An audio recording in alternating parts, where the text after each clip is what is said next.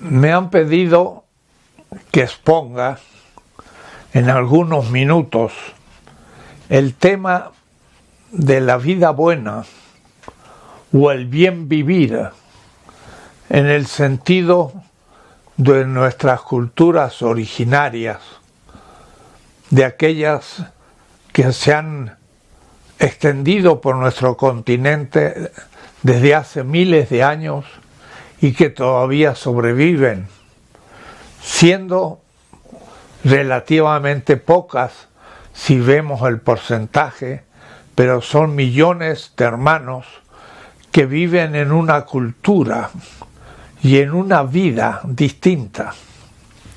¿Qué significa esto de buen vivir?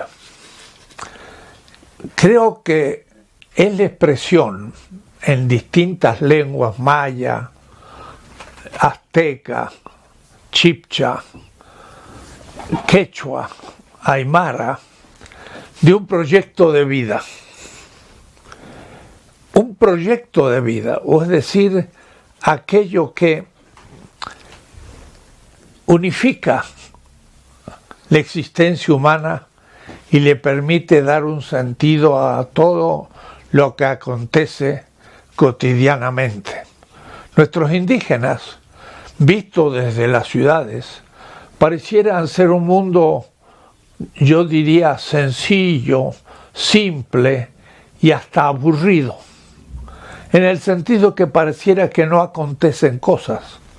Pero la vida indígena cotidiana es sumamente ocupada en cumplir muchas exigencias míticas y por otra parte comunitarias, de tal manera que es una vida muy activa y es una vida que diariamente está cumpliendo con las reglas del universo, con las exigencias de la comunidad y hora por hora, porque todo tiene un sentido y un orden.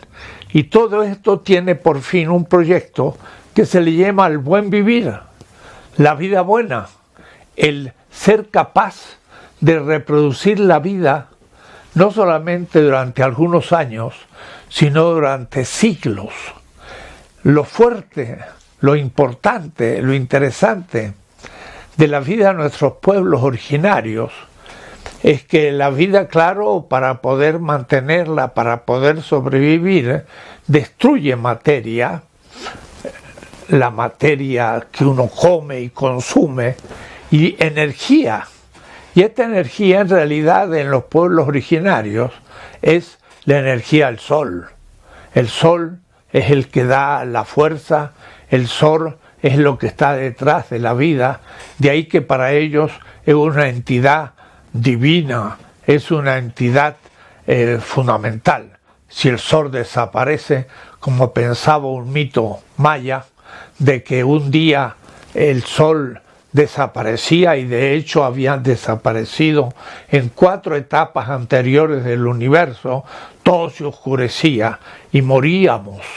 Y entonces la muerte exigía ver cómo volver a la vida, y se dice que en el 5.º sol, cuando estaba todo en la oscuridad de la muerte, los dioses se reunieron para ver cómo volver a generar un sol.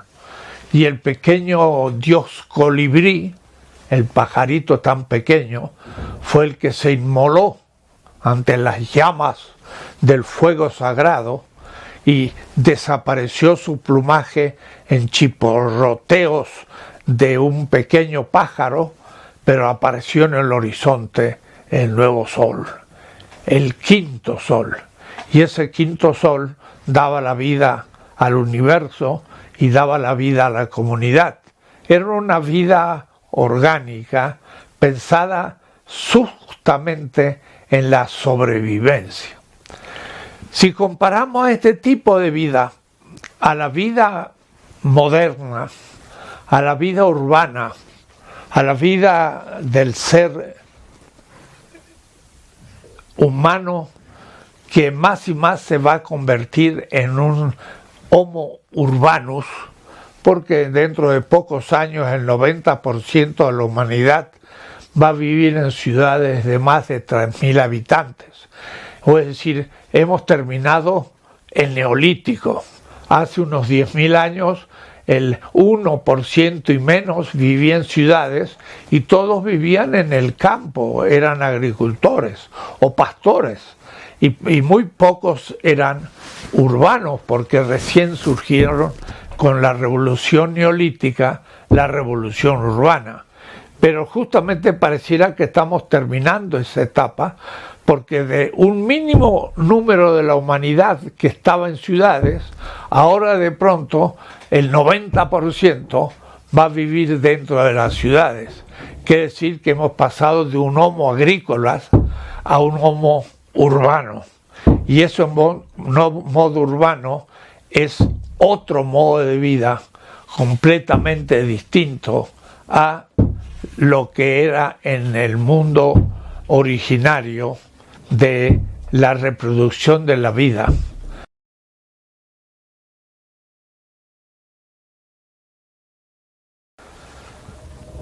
Dentro de pocos años, entonces, nos transformaremos en un Homo urbanus, un ser humano que vive en la ciudad, que no tiene ningún contacto con la naturaleza, que no tiene contacto ni con jardines ni con vegetales, porque todo está en medio del cemento y en medio de la construcción.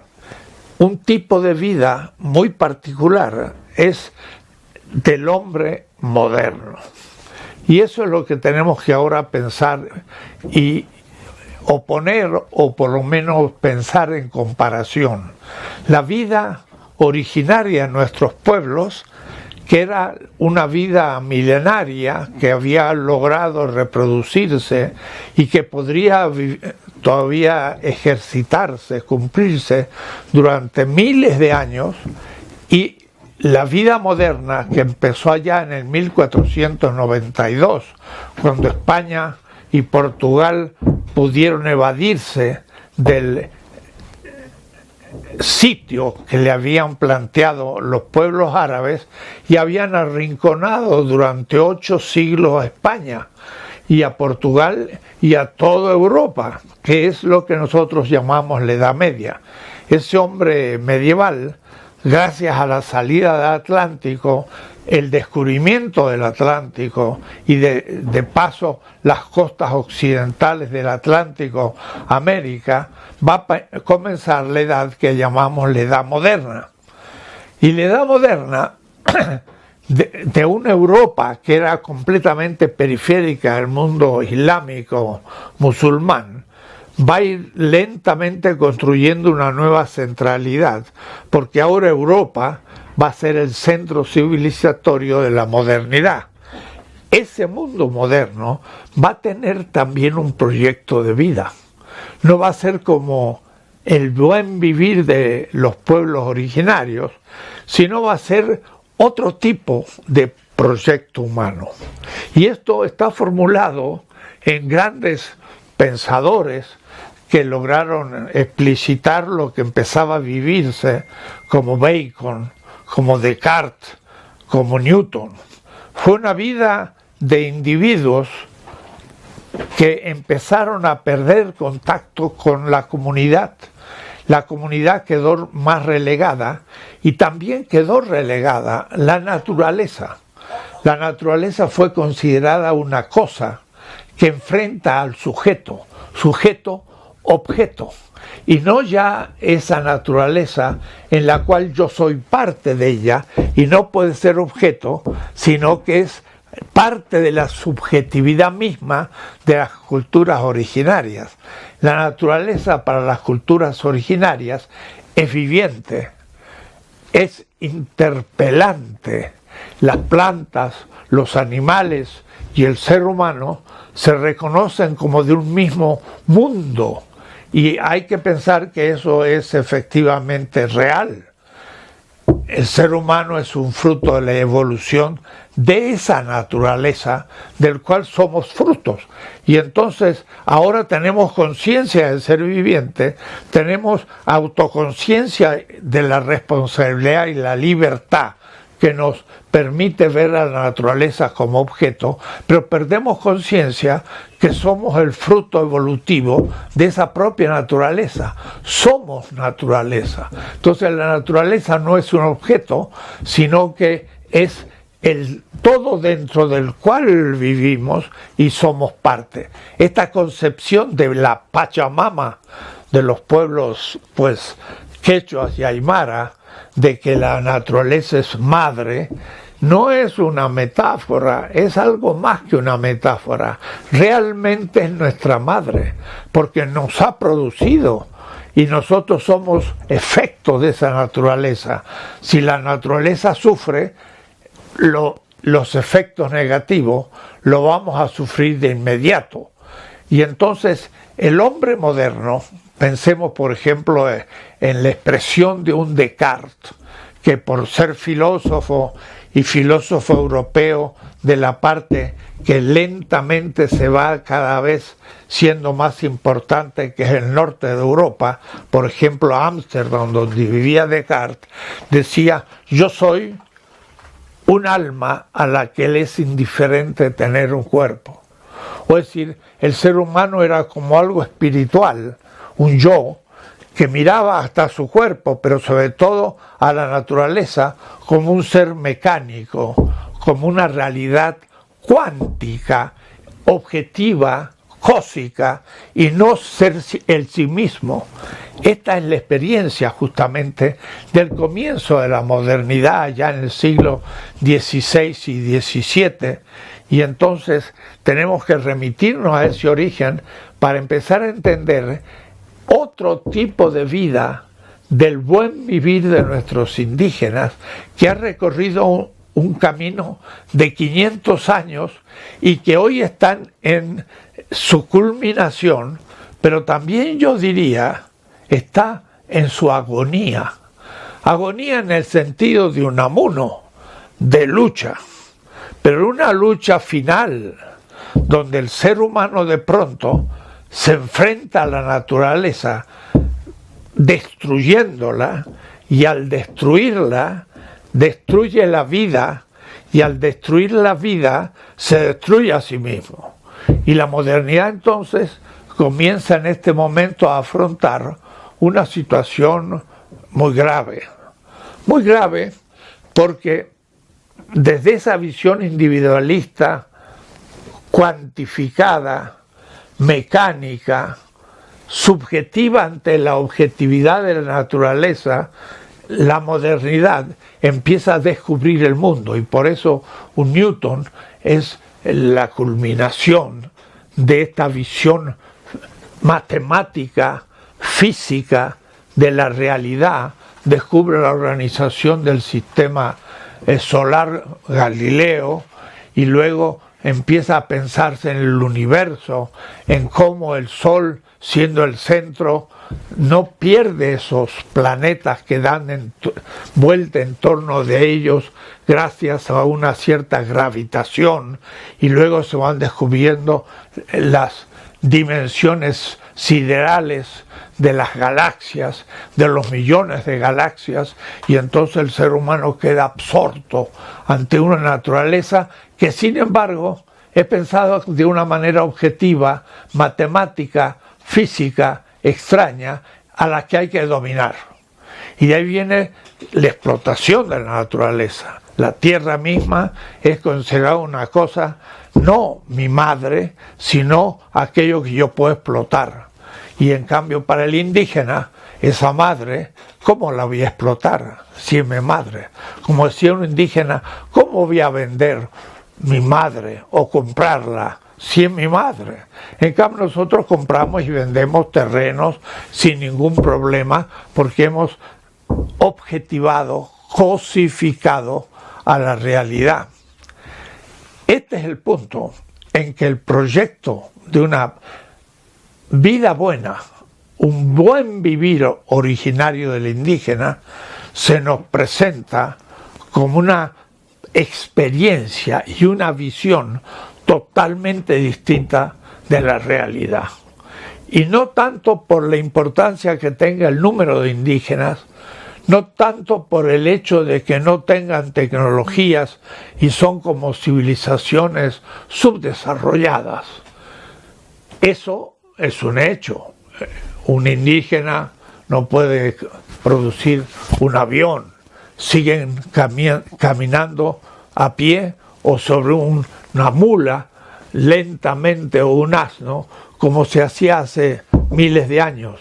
Sin embargo, lo que hay que considerar es la totalidad de la vida y la comprensión de estos fenómenos, que es lo que impiden que el indígena se desgaje de la naturaleza, comience a cosificarla y a destruir las condiciones de la reproducción mismo de la vida.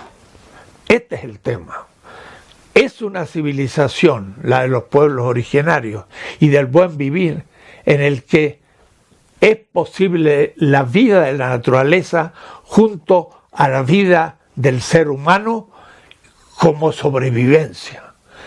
La modernidad descubrió grandes inventos, la ciencia, la tecnología, se avanzó gigantescamente en el conocimiento científico, pero no se observaban los efectos negativos. Y sobre todo, un efecto negativo que pasó completamente desapercibido, porque parecería que la extensión es infinita y la existencia de materia es infinita y la energía es infinita.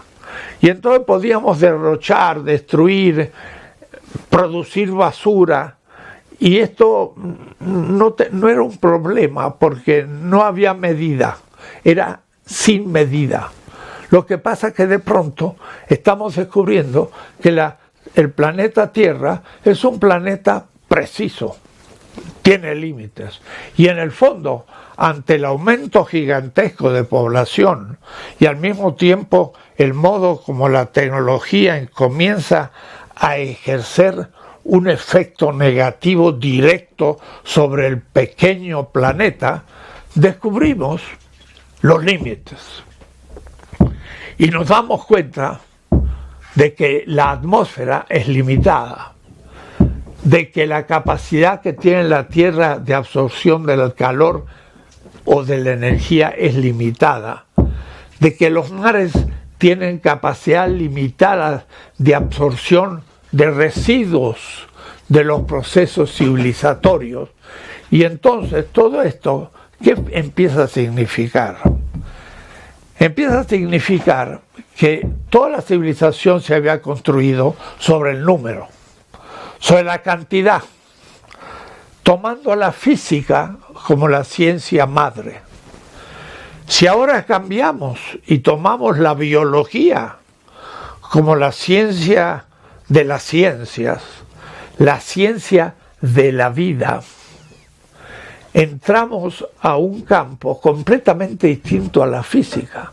Vemos que la Tierra es un sistema ya él mismo producido por la vida. Hace 3.500 millones de años surge la vida todavía no celular, la cual va creando las condiciones en la Tierra para que la vida sea posible, o la vida mayor. Crea una atmósfera que va protegiéndose de los rayos infrarrojos que nos viene desde otros espacios siderales.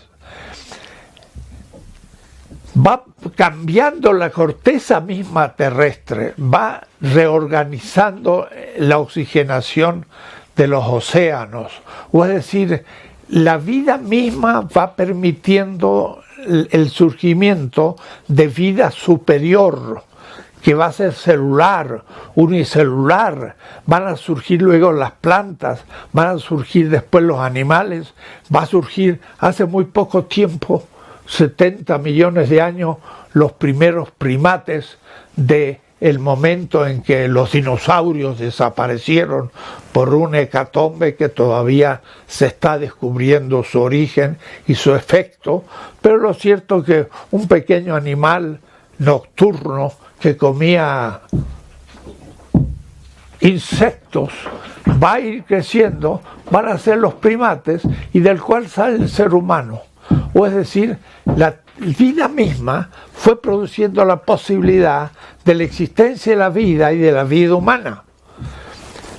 Pero esto es un fenómeno no puramente cuantitativo, es un fenómeno orgánico. Significa, es un fenómeno cualitativo. Newton y Einstein están hablando de la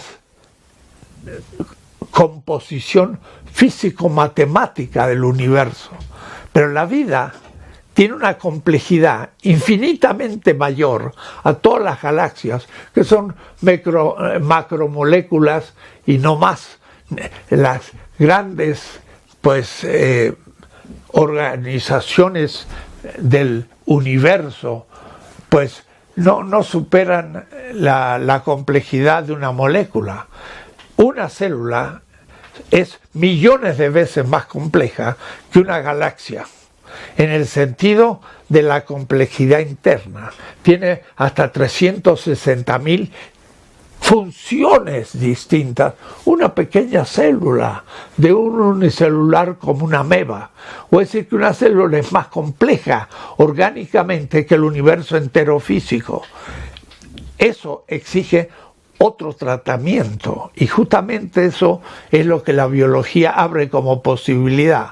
La biología dice, somos seres vivos, pero hay condiciones de posibilidad para la existencia de la vida, y esas condiciones han sido creadas con 3.500 millones de años que han hecho posible la vida.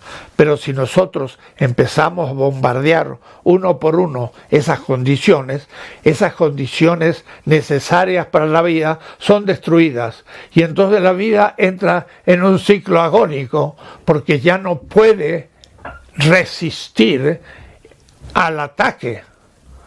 Y la autopoiesis de la propia vida no puede realizarse, y entonces empieza un proceso de muerte, de necrofilia, y eso es lo que está aconteciendo en la Tierra.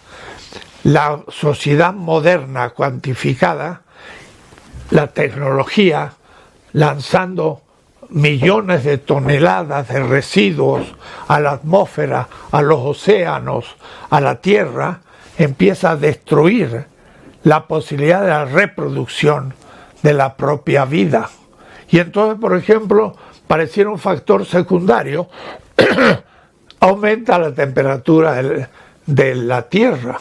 Pareciera que eso va a derretir algunos hielos y entonces va a subir el nivel del agua y algunas islas desaparecerán. Eso es el aspecto secundario. El aspecto primario es que el aumento de la temperatura pone en cuestión la vida como tal. Va a morir los seres más necesarios para la nutrición, por ejemplo, de los peces, en el plancton, en todos los océanos, y esto va a impedir entonces la reproducción de los peces, y de ahí esto va a impedir muchas otras cosas. Las plantas no van a poder resistir los veranos mucho más poderosos y los inviernos más fríos. Habrán roto un equilibrio que se había producido con miles de millones de años, y eso es un fruto de la modernidad, del modo de vida urbano moderno.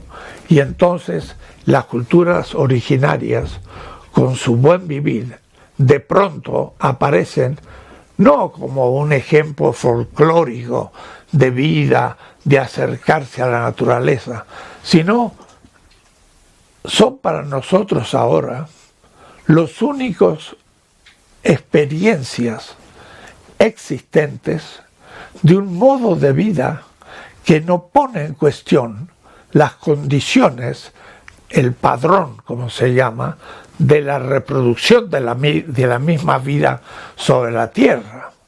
Estamos entonces ante una situación de vida o muerte. ¿Y qué es lo que produce esta muerte de la Tierra? Y bueno, lo produce una modernidad, pero en especial lo produce el sistema moderno de la modernidad, el sistema económico de la modernidad. La economía es lo que más directamente afecta a la naturaleza. ¿Por qué? Porque en el proceso de producción de las mercancías que se producen para el mercado, hay que tener tecnología. Y a la mejor tecnología le es dada el producir la mercancía con el menor valor. Y al tener menor valor, tiene menos precio. Entonces, si hay dos mercancías, una cuesta 10 y otra cuesta 8, teniendo el mismo valor de uso, yo compro la más barata y la más cara se funde. La empresa que produce el bien más caro ya no puede vender, y al no poder vender hay una involución y esa empresa desaparece. ¿Qué es lo que hace que una mercancía sea más barata? El haber sido hecha con mejor tecnología. Esa tecnología se empezó a desarrollar de una manera inesperada en la revolución industrial del siglo XVIII. Y es ahí donde empieza el problema ecológico fundamental, donde hay una explosión de invención tecnológica que le permite a las empresas empezar a producir con menor valor miles de productos en la competencia en el mercado. El problema está en que esa tecnología antiecológica, porque da la polución en la atmósfera, porque los residuos son no reciclables, porque comienzan a modificar la existencia de la corteza terrestre, porque producen plásticos a todos los niveles, pero ahora se descubre que estos llegan a los océanos, y los océanos ahora tienen una polución de plásticos enorme, en fracciones 1000 veces más pequeñas que 1 milímetro de plástico, que van matando la vida en los océanos hasta los 4000 metros de profundidad. Y entonces esta especie de contaminación de los océanos va a hacer cambiar toda la estructura de la vida de la Tierra. Esto ya es un fruto de la revolución industrial y de la vida moderna. Eso nadie lo había previsto. La ciencia descubría cosas, entraba a la naturaleza, la modificaba y no veía las consecuencias, los efectos negativos.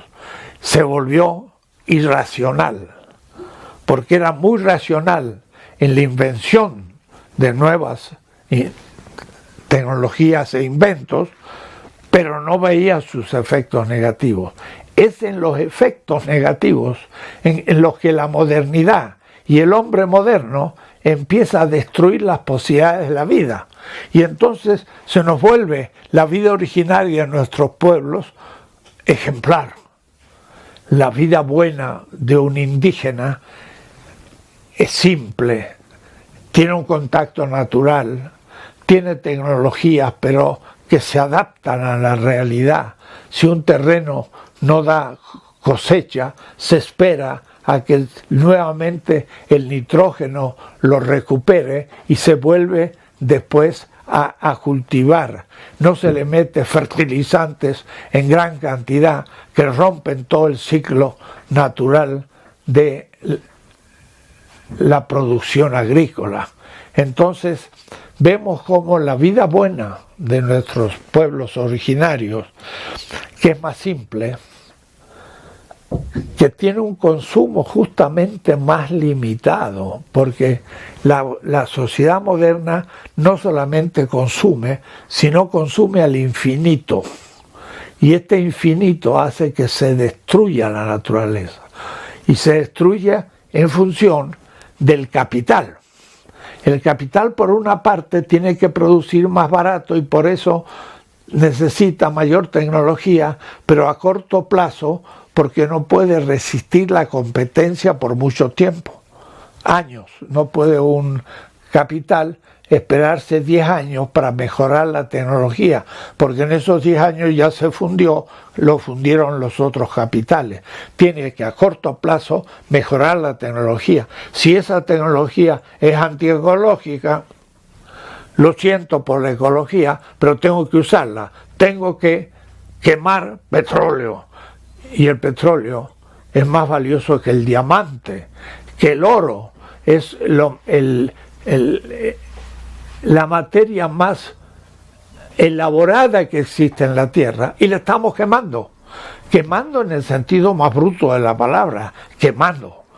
Podríamos usar otros medios para producir la energía, pero hemos ido al más simple, al más rápido y al que el capital exige quemar. Y entonces el tema es el capital. El capital es el criterio que dice, es rentable un capital si aumenta su tasa de ganancia. Si no aumenta su tasa de ganancia anual, es irracional estar invirtiendo porque no gano nada. Y entonces, si no gano nada, pues el capital se consume. Pero el capital que se consume, pues destruye al sujeto que lo poseía como propiedad privada. La lógica del capital lleva a que siempre hay que aumentar la producción. Y hay que aumentar la producción con tecnología antiecológica. Y entonces una cosa, o aumento la tasa de ganancia, o hago posible la vida. Son dos opciones. Esa es la opción de fondo de la vida buena, la buena vida del indígena.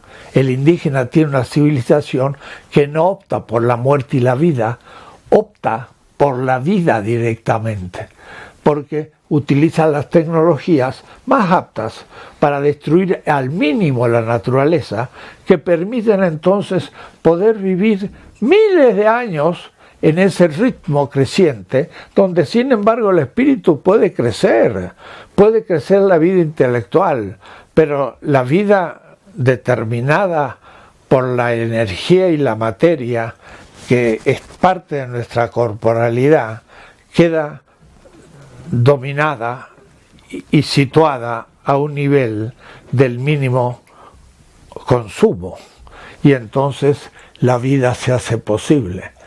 Este es el tema de fondo que está jugando en este momento. O cambiamos el proyecto de vida moderna, y esto supone sacrificios tremendos de la humanidad.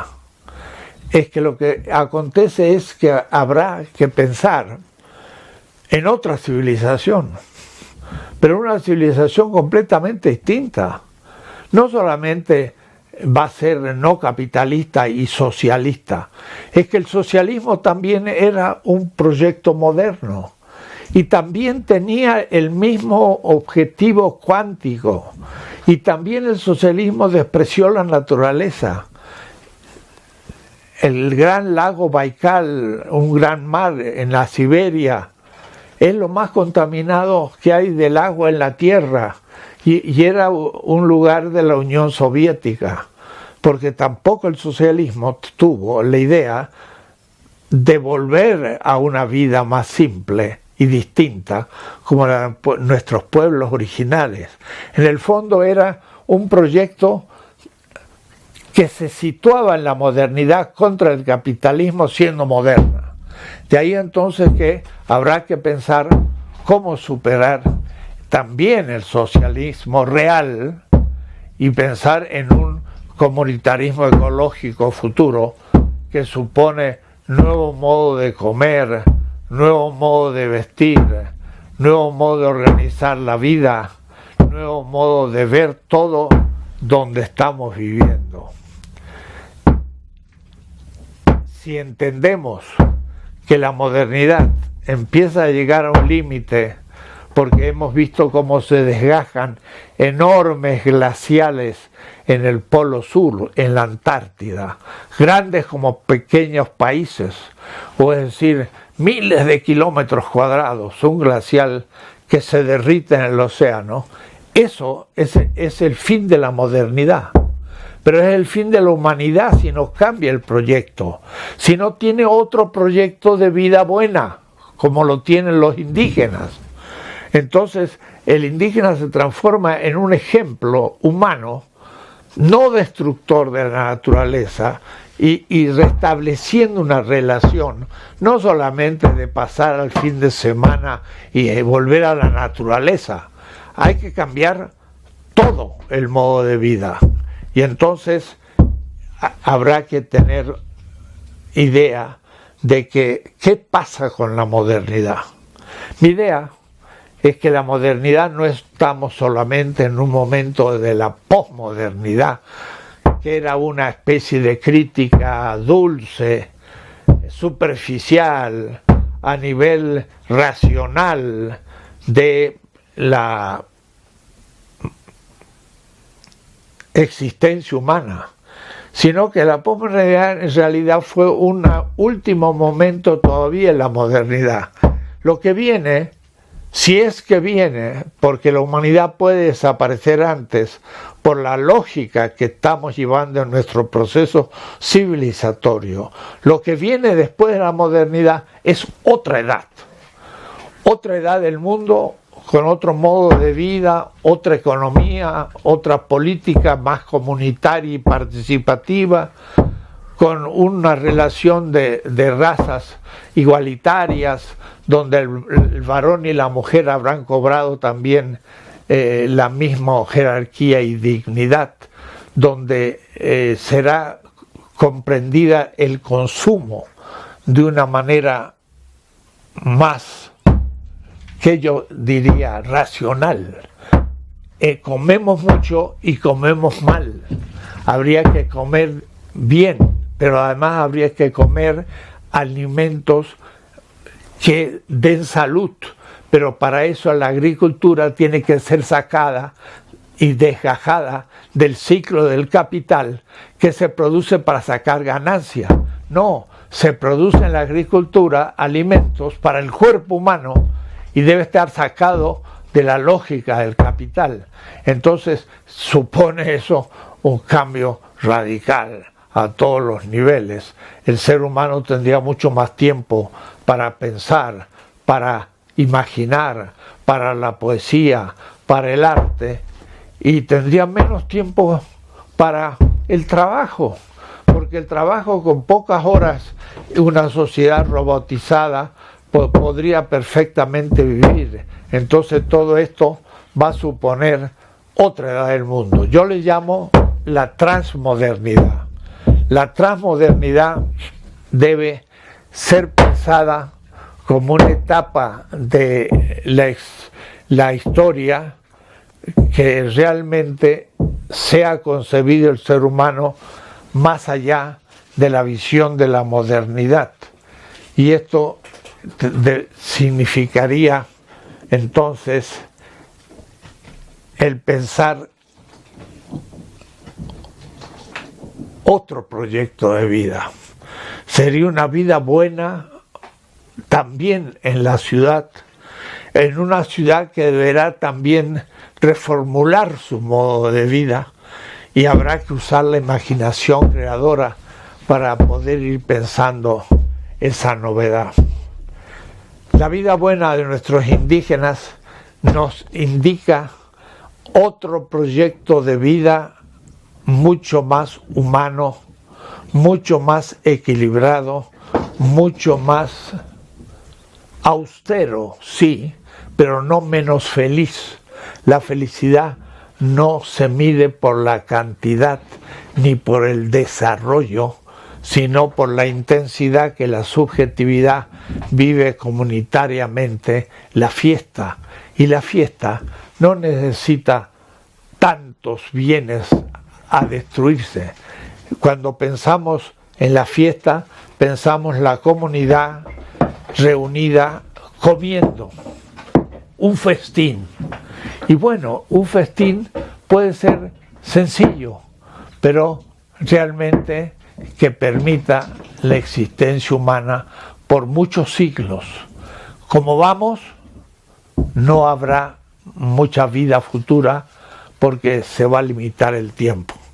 Nuestros indígenas nos dan entonces un ejemplo, debo decir, inimitable en tanto tal, pero imitable en cuanto a los criterios de esa vida que pueden ser realizados en otros horizontes y en otros grados del proceso humano. Y entonces la vida buena del indígena puede venirnos a indicar algo muy profundo y diferente de lo que estamos viviendo.